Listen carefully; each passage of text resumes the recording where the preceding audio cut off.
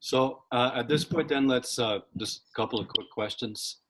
Like you said today, the RSS doesn't have particularly necessarily a goal of killing Muslims, although it certainly tolerates and even entertains elements that do engage in that because it serves their vote bank politic purposes.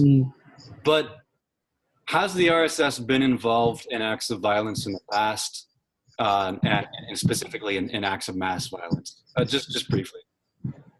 Yeah, obviously. See, the first terrorist of independent India, Nathuram Godse, was a very regular person in RSS Shakhas, and he was very close to all these right wingers at that time. So it has a history because if we talk about terrorism in India, the first terrorist was from RSS, and there is no doubt about that. The And first terrorist in independent India was from the RSS. yeah, obviously, yeah. So though they claim he wasn't, but at the same time they also worship him. Like 2 days back, it happened. They worshipped him in different parts of Gujarat. And you were talking about this Sadhvi Pragya Thakur, and she's now become an MP. She herself is an accused terrorist, but just she's the modern example, no? She's the modern example. She's a modern example, and just a few days back, she specifically referred to Gadsi, this Nathuram Gadsi, India's first terrorist, as a fake. Yeah, basically the point is they always talk about this Godse. They always express him as a patriot. And apart from that, I'll also tell you something that you must have read. This Modi once said in Gujarat, he said, like we were talking about their flexibility. So Modi said very clearly that she has insulted Gandhi, and Gandhi is my Bapu, my father. So that's what Modi said. Bapu. He used the word Bapu, which means father. So he said that she has insulted Gandhi. Then some journalists asked him. No journalist can ask him any question. That's a different thing. So they asked the Amit Shah, and he said that no, her candidature would not be cancelled. So you go there and talk about Gandhi and Godse, then afterwards you come here and say that what punishment are you thinking? And they say that we are not thinking about any punishment. No, so they say that she's insulted my father and this thing, but we're not going to remove her candidature. We're not going to censor her in any way. Yeah, exactly. Because this is exactly what they do. And I myself had caught a person who was an office bearer in the RSS, in BJP. Before that, he was a member of RSS, and he was a member of RSS because there isn't any kind of membership as such, unless you are joining it through those forms, online forms. So he was a member of RSS also.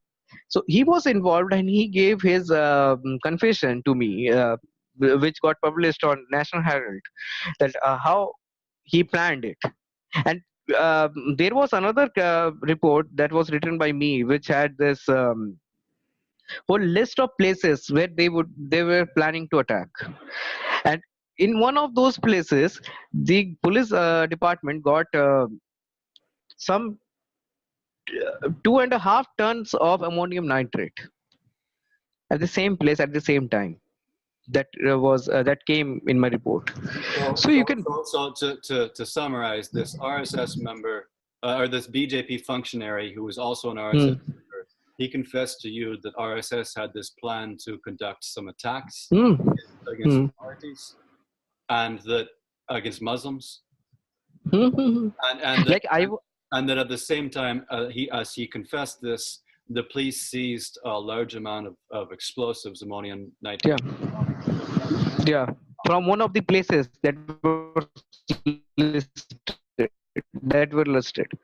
And apart from that, I was hired by the RSS. Like I was a scriptwriter, so they asked me to write a script because you cannot go around and write around. You cannot go and write around. So you need a base. That you cannot kill people like that. So you need a base and support. To gather that support, they wanted me to make a script that they would enact, which would show how Muslims were killing the Hindus. So a fake video that would show that the Muslims were killing the Hindus, so they are retaliating. So this is exactly what they wanted to do. And through this proposal, I found out that something was going on, though they didn't tell me directly. But yes, I knew. So I knew the people who were involved. So I started gathering information. Then obviously I had my sources, and I started talking to them, sometimes impersonating people. Some like they knew me as a very top RSS functionary, and they knew me as, some of them also knew me someone close to Modi. So like I wrote on my Twitter that they used to think that I am close to Modi. So I somehow convinced them that I was closer to Modi and I could help them. So to know that, to help them, I need some information what exactly they were planning and how much more explosives they needed. So they told me everything, that we have this much of explosives and we need more, and sent us so and so kilograms of explosives. I said okay. Then I gave it to National Herald and they published it. So this is how it was. The whole sting operation was carried on, and later on he got arrested. And the things were then in news, that how they said the RSS was in denial that he was even a member. Then I got his I-card, because I had his I-card. So I tweeted those pictures of the I-card that he was a member on the day when this happened. But then we have this whole set of media, like Times of India, if we talk about, this is a very reputed newspaper in India. They projected him as a something like Othello, or something like Macbeth. Like he was a tragic hero, like Romeo and Juliet. That before getting arrested, he updated a Facebook post, and he said that he has been trapped by someone. So this is the whole language that they used. So he was projected as a tragic hero. The thing is, when you have such kind of reporting, violence is inevitable, because when a terror accused is being not only given clean sheet, but he is shown as a hero. So it is a problematic thing. Like at that time I found that I was a TMC member, then I found that I am a CPM member, then I found I am a Congress member, because the newspaper belonged to Congress. After they came to know that it was started by Jawaharlal Nehru, National Herald, they called me a Congressy. So this is exactly because was happening, exactly happening there. But I want to make it clear that to oppose something, we must have some principles. We do not require any political party to Yeah. do it. I had my principles and I did what I had to. Because when I saw the people, my people, the Bengalis or the Dalits, being treated like dogs and cats, they were treated like animals, so exhibited to in front of foreigners to see that how these people live. They were given food the way we do not even give to the dogs. They were given the food on the ground. So this is exactly what was happening. So I needed, I had this in my mind that I had to protest, and there was only one way to protest. That was to expose everything. Because had I said anything, they would have excluded me. They would have gone back to their secular things, that oh, we love Muslims are our brothers, the Dalits are our brothers. So this is all exactly they would tell me. So So, the best, yeah, the very best thing that yeah, the best thing, the best option that I had was to simply record everything and make it public. good. So, my last two questions are one, you're familiar with Gauri Lankesh in Karnataka? What? No, no, it's not audible. Gauri Lankesh Yeah, Gauri Lankesh, yeah. in Karnataka, and her assassination a couple of years ago, in 2007. Hmm. Hmm. So, in context of that, she was killed by RSS affiliates, probably for writing against the RSS and the BJP. And in context of that, I admire your conviction, your courage, your principles. How do you feel about your own situation in context of that? See, there had been attacks not on me, but some people close to me, and they always do it on the basis of caste. I must tell you that there was a lady, a very nice lady, she is, and progressive, Manisha Dasgupta. She shared the same surname, and she was targeted because she had. They thought that she is my sister. So they did all these things. Like they followed my way. They started sending those notices. Then they started giving me threats and all. So but that's fine. But then I also worked, then kept working, and during that time I also exposed some of the things of the TMC, which is their arch enemy. So at that time, they thought that no, targeting him directly would be like missing points. So it's better we not target him. Instead, we start trolling him on Facebook or Twitter or whatever. But let's not hinder his work. But because at that time I found that when this whole conflict was going on, like BJP came to me, and through my some of my I'll call friends in RSS of that time. So because it was a group of young people, so I had these contacts. They came to me and they said very clearly that we are going to help you. We do not need to join BJP. We do not want you to win BJP. Obviously, they feared me, so we do not want you in BJP, but we want to help you. I said that no. See, the thing is, my fight is for my principles and the cause, because at the end of the day I am against Mamata Banerjee's casteism. I am against Mamata Banerjee's attitude towards the Muslim. Like, a lot of money has been looted from the Muslims, from the Waqf boards. A lot of money sent by the government for development of the Dalits and Adivasis has been looted. So I am against those things. So it's better you stay away from me. At this moment of time, they started threatening me, obviously, again, that you should help us, else we'll see whatever. Okay. So these kind of things are going on. Like, I won't say that BJP is not trying to approach me. They are always trying to approach me. Like, there was an incident when I exposed this loans in 59 minutes on India Resist. I wrote about it. I had all the documents how Modi was involved in a big scale scam. At that time, TMC was the first party which supported BJP in suppressing the whole scenario, because they knew that if BJP makes contact with him, then we will be thrown out of our power. So it was like I and my people are fighting from a different angle, and we are fighting against both the people, both the parties, and they are fighting. And sometimes we get attacks from TMC, sometimes we get attacks from BJP. So this is exactly what's happening. And when we talk about media, the media is highly uh, what do you say, it is highly influenced by the political scenario. Like, if we want to write something against BJP as a freelance, if I want to write something against BJP, they'll see that what is the possibility of getting defamation notice. Can we believe in this? Can we publish this thing, or should we just remove this part? So these are the things. Then again, in West Bengal, we have this TMC doing the same thing. You cannot go and write against TMC that easily. And the worst thing is, the book that I wanted to write, it got scrapped because because of this scenario. Because when I was working on this BJP's RSS, I wrote some extra chapters after my after coming back to Delhi, and I mentioned that what equation BJP, TMC, and CPM all was going on. Like, I wrote about the lower cadres of CPM being involved with BJP and why they were involved with BJP. Then I also wrote about the TMC cadres involved with BJP and BJP's people involved with TMC.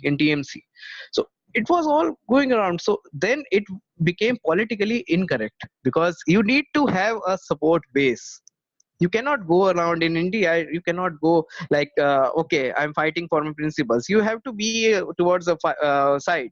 Either you remove the things against TMC, or you remove the things against BJP. So this is where my book got scrapped. Okay. Well then, based on everything that you're saying, Soibal, we have a lot that we could talk about, and we should definitely talk again. I would Yeah, be definitely. very interested to chat with you in future. Just as a concluding remark, after today's election, after the BJP has been re-elected for another 5 years, it's going to be in power for 10 years in total, Mm. with Modi at the head. And Modi's a member of the RSS. Amit Shah, the president of the BJP, is a member of the RSS. So many members of the Modi government, the Modi regime, you might even call it, are members of the RSS. How do you feel about the future of India? See, if we look at this Indian history, it is quite clear that even Indira Gandhi had a good majority, and nobody at that time thought that one day Congress would fight for its existence in India. Obviously, Modi may have his time. He may. I also say that he may destroy a major part of the Indian culture or the Indian society. He may destroy it. But at the end of the day, it is that community that has survived from the very end, from the days of antiquity. In 3100 BC, the Rig Veda was written. Obviously, there were a lot of Aryan and non-Aryan conflicts and a lot of things, and we none of the Indians are truly Aryans or non-Aryans, Dravidians. Okay, so but the thing is, we maintained a culture. So this and no matter what they say, that people know it very clearly that Hinduism has survived from that beginning, and a lot of attacks or whatever, a lot of internal conflicts. Hinduism has survived. So they do not need a BJP, just merely 30 years old party, to save Hinduism. So I don't think that BJP is going to make any significant change in the society. But yes, I am quite uh, tensed about the people who would get killed, because we have seen that the bloodshed that BJP has caused in the last 5 years. We have Gauri Lankesh, we have, because in my website, that is thesecularist.in, I had published a list of people who were killed by BJP, or the people of BJP, or in the name of cows or whatever. So this is exactly what's happening, and it was just one part. So there were a lot, but I couldn't write because the moment I search them, I see the dead bodies, and I feel quite pessimist about the India's future. But yes, I am optimistic that obviously we will have, the more power they get, the more resistance it creates. So we will have a lot of resistance in the coming days. Like we are planning right now in Bengal, we are planning for a joint protest with all the independent groups which are fighting for the Dalits' rights, the rights of the Dalits and the Adivasis, after we found recent scams involving their funds. So we are fighting, and it was a scam. I need to add this, that this is a scam that basically involves both the central government, BJP central government, and TMC state government. So both were involved in this. So we have this, and we are getting a good response. People are coming to us, and they are joining it. And I believe that this is the only way that we have, because we have only two way. For as Indian, we have only two way. Either we become BJP, that's the way to save ourselves, or to fight back. So it's better to fight back, because at the end of the day, you cannot be a part of something that is destined to get you in guilt.